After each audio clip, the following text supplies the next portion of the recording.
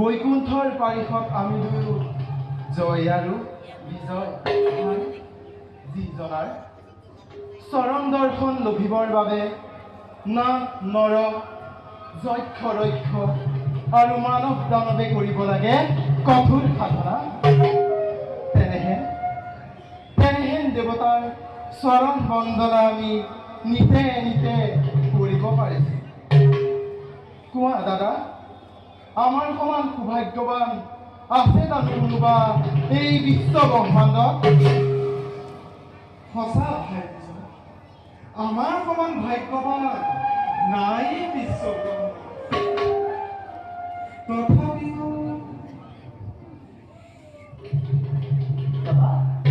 দাদা তথাপিও কোৱা দাদা, মৌন হৈ ৰলা কিয়? কিবা হেতু দেখুৱা যি তোমাৰ বিস্তাৰিত বদন। ভাবিছো পৰা নাই, বুজিব নাই আজি একোকে। দাদা কিয় আজি মন মোৰ হৈছে চঞ্চল? কোনোবাই যেন দূৰণিৰ পৰা কয় শেষ হ'ব দেখিতে আমাৰি সুখৰ জীৱন। দাদা দাদা এই হৰি বৈকুণ্ঠৰ ধন দিব লাগিব যেন আমি নৰক দাদা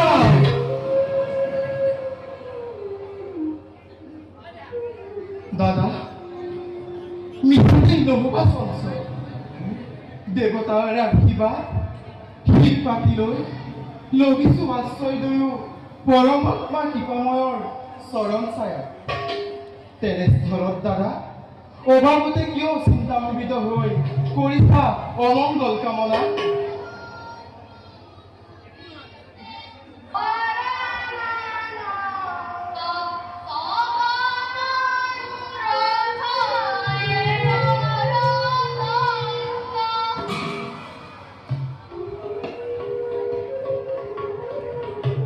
চোৱা দাদা, সমস্তৰে কোনো গীত গাই আহে আগুৱাই এইফালে। যিয়েই নহওক লাগে নোৱাৰে লভিব হৰিৰ দৰ্শন। অনন্ত তন্দ্ৰময় বিশ্ৰামত কদাপিও নোৱাৰে ব্যাঘাত জন্ম। হৰি হৰি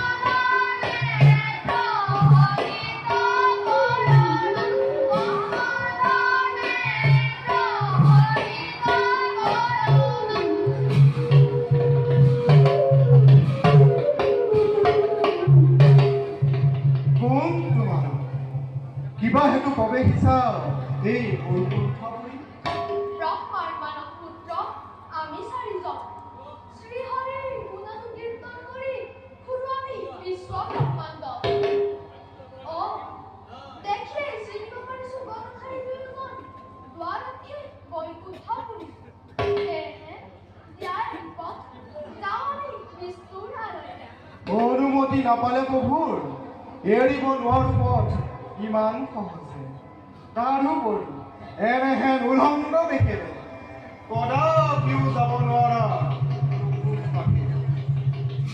ইমান অপমান কোন এৰদাম ভিক দুৱাৰী বৈষ্ণৱক অপমান কৰি আপোনাৰ নাম কিয় মাতিছ আপুনি বৈষ্ণৱ দাদা কিহৰ হেনো বৈষ্ণৱ শুনা হেৰা চাৰি সিদ্ধ ব্ৰহ্মাৰ তনয় এনেদৰে বিভ্ৰান্ত ব্যক্তিৰে কাহানি মহানাই ভকত বৈষ্ণৱ বালকৰ খেলাৰ ঘৰ নোহেতু বিষ্ণুৰ নিবাস এতিয়া সন্মানেৰে জনাও বালক অবিলম্বে তোৰ পৰা পৰিত্যাগৰ স্থান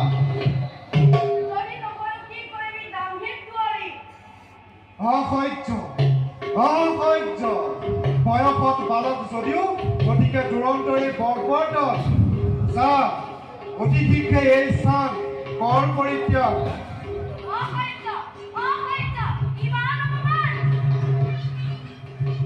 যা যা অতি শীঘ্ৰে এই স্থান কৰ পৰিত্যাগ নহ'লে বেত্ৰাঘাতে পৰিস্থিতি বিকট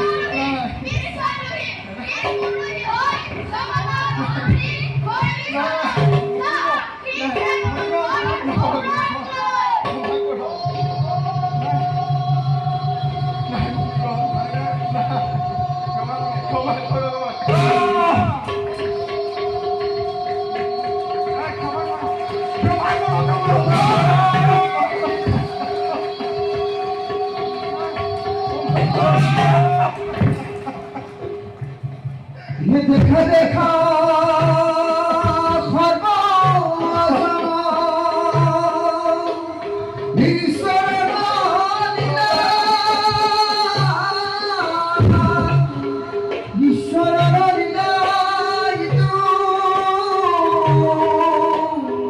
সৰ্বজনে হৰি ৰাম